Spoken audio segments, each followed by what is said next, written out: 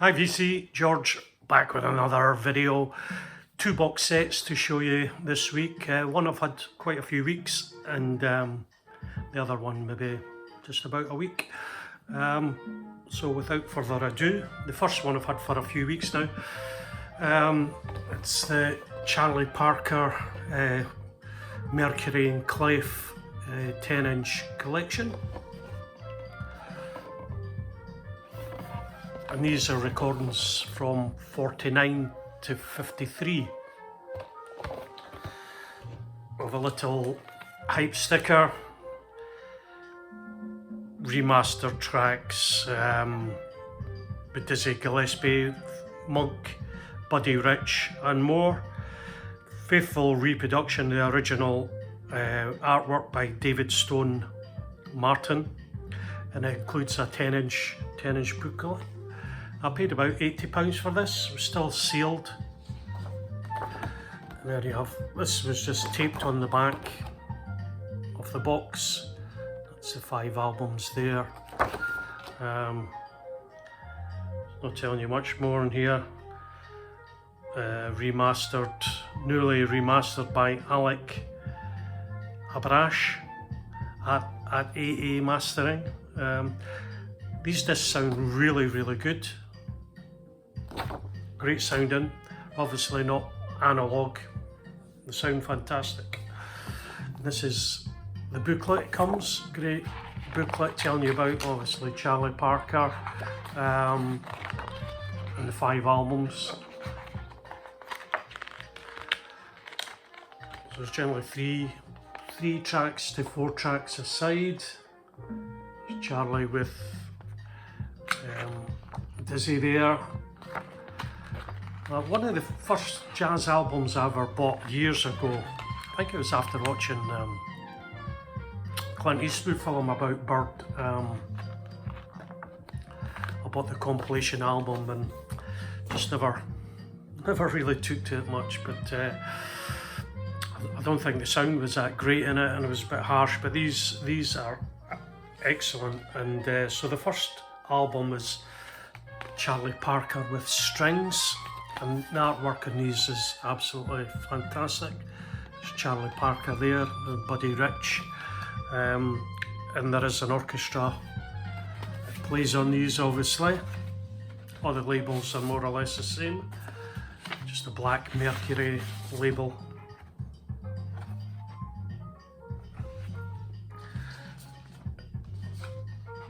And I think they're just doing standards on these.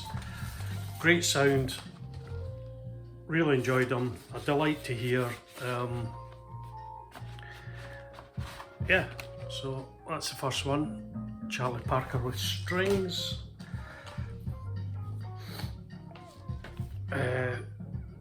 Charlie Parker with Strings, I think it's 2, volume 2, is it called?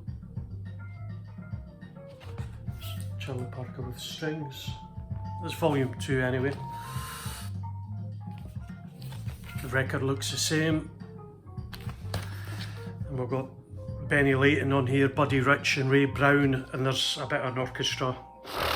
French horn, cello, viola, harp, violins. But I say these sound really good. Obviously produced by Norman Granz. Supervised by Norman Granz. Good. Third one is Bird and Dizzy. Absolutely fantastic covers, aren't they? Dizzy Gillespie. Yeah, 8 tracks on this. And they're short tracks, obviously, you know, a 10-inch getting 8 tracks, so they're probably 3 minutes long or so. Probably equivalent to the old 78s that had one short song in them. I think the songs got longer once we went 12-inch. So really good. Then we've got Charlie Parker, South of the Border. There's Charlie there looking a bit, has been on a night out. Really good. 8 tracks on that again, and the last one is just Charlie Parker. This is the only one that says Clef Records. Again, the label looks exactly the same, but it's got the Clef Records instead of Mercury. Yeah, so really enjoying them. I said sound fantastic, and £80, nice bit of history. They sound really good. Now the next one, as just got last week, is the latest Lee Morgan, Truly Madly Deep. Lee Morgan.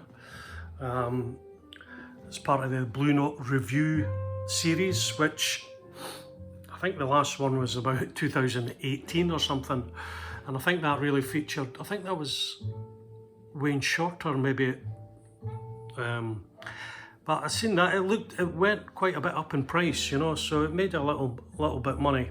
Whether these are worth it or not, I don't really, you can only put a value on yourself, but they're beautifully done, and you know, if we keep it a while and decide to sell it, I'm sure I'll get my money back, if not a wee bit extra. So beautiful box, really well presented. And that's just like a cover on top with Lee there.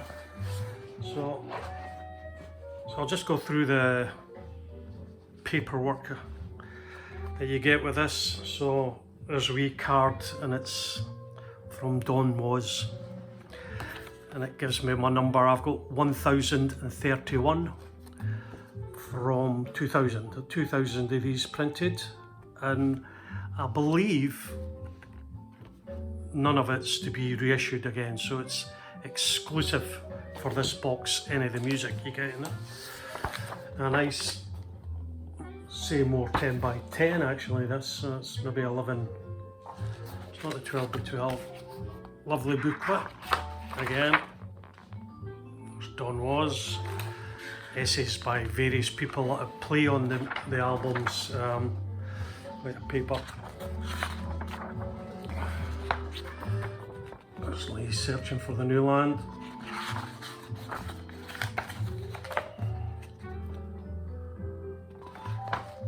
Blue Train. Tomcat.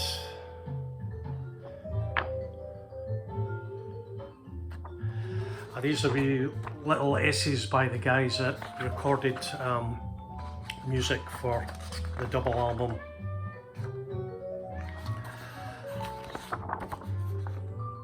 It's just a fabulous little read. I actually went back and watched the Lee Morgan documentary again. Fantastic. Wayne Shorter in Cuba.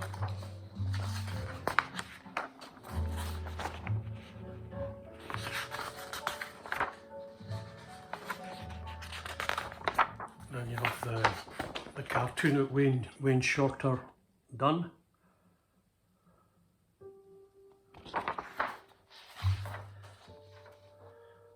Wayne Shorter and Lee Morgan. Very nice. There it is there. Right, so last bit, we get two lithographs, two beautiful pictures, a real high quality of Lee.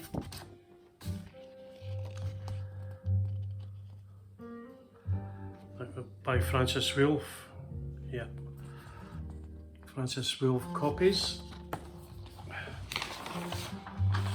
So you can frame them, they're really good quality if you fancy framing. A nice wee envelope there. So the main album really is a compilation, and it's different artists doing their version of Lee Morgan songs. Same cover as the box. So we're saying this is a double album, but it's actually just 3 sides. So there's a blank side, which is unfortunate. That's it playing in the background there. It's the gatefold. And I'll show you the record. A bit of advertisement on it. Blue Note review. Your usual Blue Note labels, but that's your blank side. I'm sure they could have done something, really put something on it. I hate blank sides, especially as it's got so much material.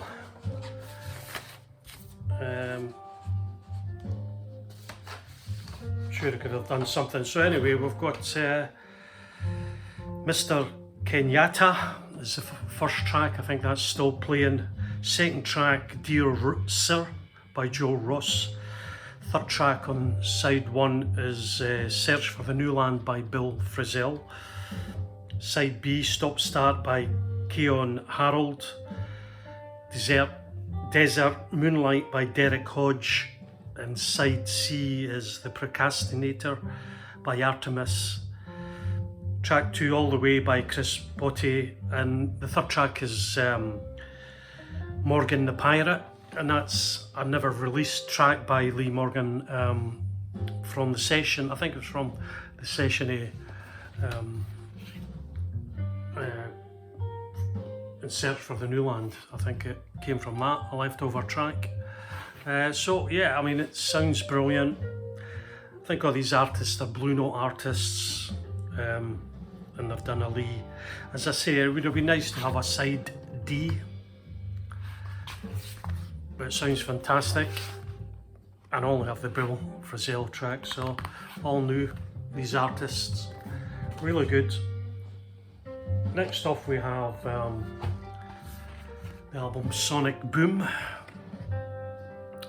This was released in 1967.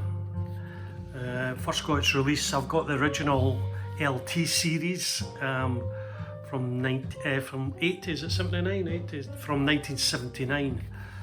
But obviously with this, I've not listened to them both side by side, but this is obviously a lot better cover, and it's got the LT number there, and it's obviously done. It's done by Joe Harley and Kevin Gray.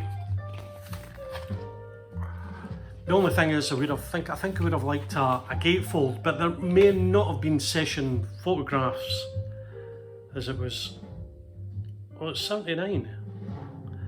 79. Now, Francis Wolff wouldn't have been around at Blue Note then, I don't think. Yeah, from 70. Oh, shut up, George. 67. 67. It was released the first time in 79. So the band we've got is Lee Morgan trumpet, David Newman on tenor sax, Cedar Walton on piano, Ron Carter bass, and Billy Higgins on drums. Yeah, recorded 14th of April and the 28th of April 1967, Van Gelder Studio. So yeah, nice to get Sonic Boom with a nice picture. Now, as I said, I believe these aren't getting released again, so maybe the original LT series quite possibly go up in price a bit. Also with this box set you get a never before released 10-inch, and it's a live recording, live Jam at the Gate of Horn in Chicago, and it says probably 1959. There's 4 tracks on this. 4 tracks, yeah. Bit of a historic recording. But again, this will never see the light of day, so it's a nice wee thing it's been included here. It's 3 tracks, an introduction by Philly Joe Jones at the beginning, and they do Bye Bye Blackbird, A Night in Tunisia, and Theme. Yeah, so it was Philly Joe Jones set, I think, or gig, and we've got Ira Sullivan, Nicky Hill, Bobby Timmons, and Spanky DeBrest. A nice 10-inch there.